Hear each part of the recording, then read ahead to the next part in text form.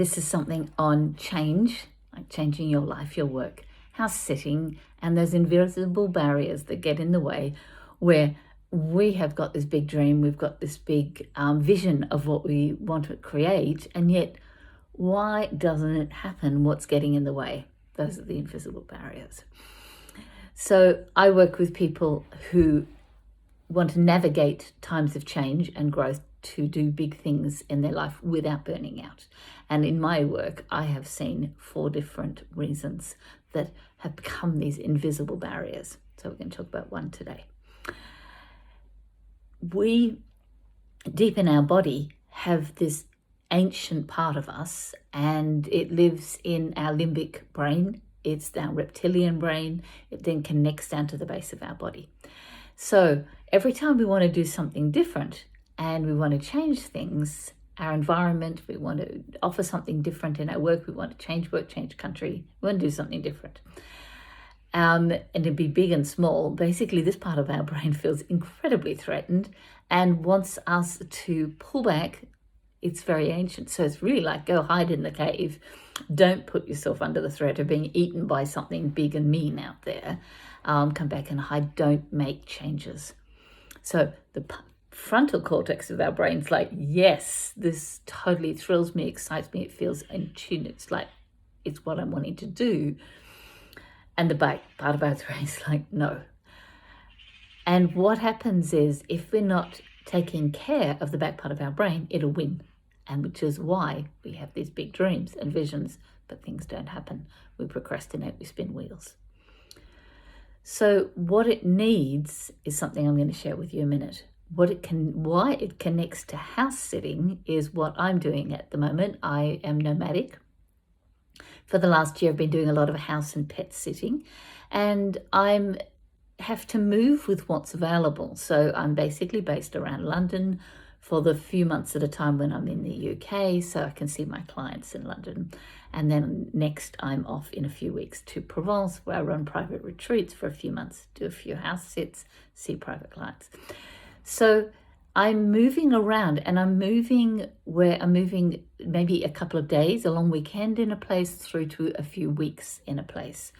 Each time, different pet, different owners, different requirements, different location, all the different features of the house that you have to find, where on earth they've hidden everything or put it all, how things operate, what the pet needs, and how do I get into my work in the city, how long does it take? So there is a myriad of things. Where can I go out if I want to go to a restaurant? Where do I find a park if I want to run? So each time I have to learn new things.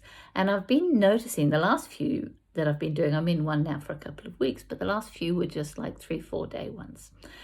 They were lovely, they were charming, I had a great time, but my body was stressed for the first day, and the first night. By the next day, I was like, I'm fine, I've actually worked it all out. This is this primal part of us, and it can be triggered by anything. Now, you might not be house sitting. In fact, you probably not many people do this as a lifestyle choice at any time. But there'll be a lot of things that changing in your life, things that you can't choose that just happen to you, and things that you are wanting to change, and yet you're finding it's not getting to happen.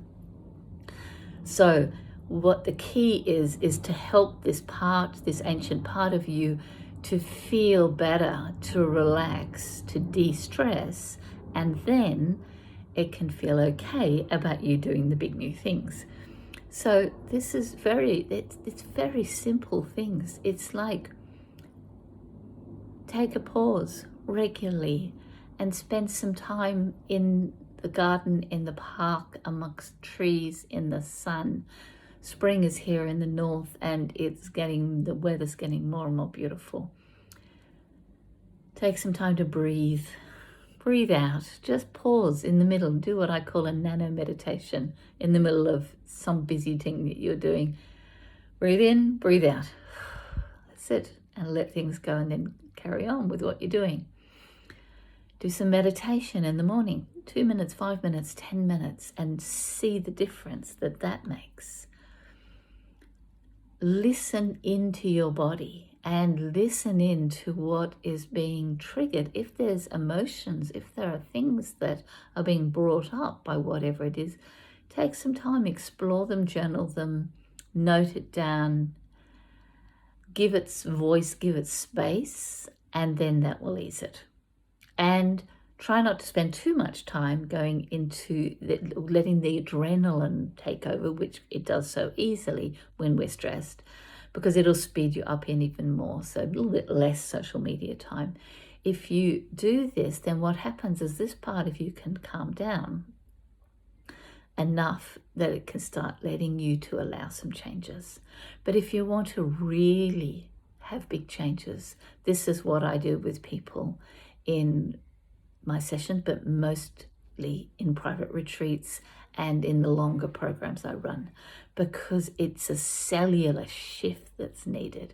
It's something so deep within us that these 4 different things, I'm going to share the others over the next couple of weeks as well. So if you're interested in those, you're watching this on Instagram, follow me and you'll see them, or on Facebook.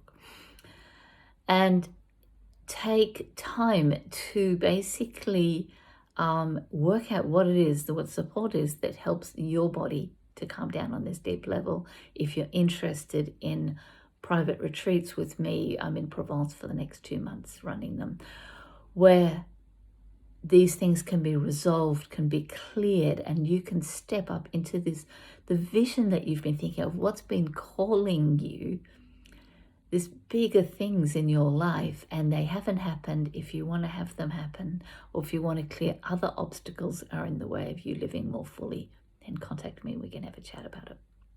So in the meantime, take heed, take notice, and give a little time and space to your inner ancient self, and you'll start to see things start to relax and more possibilities open up about you allowing change and to big things to happen in your life.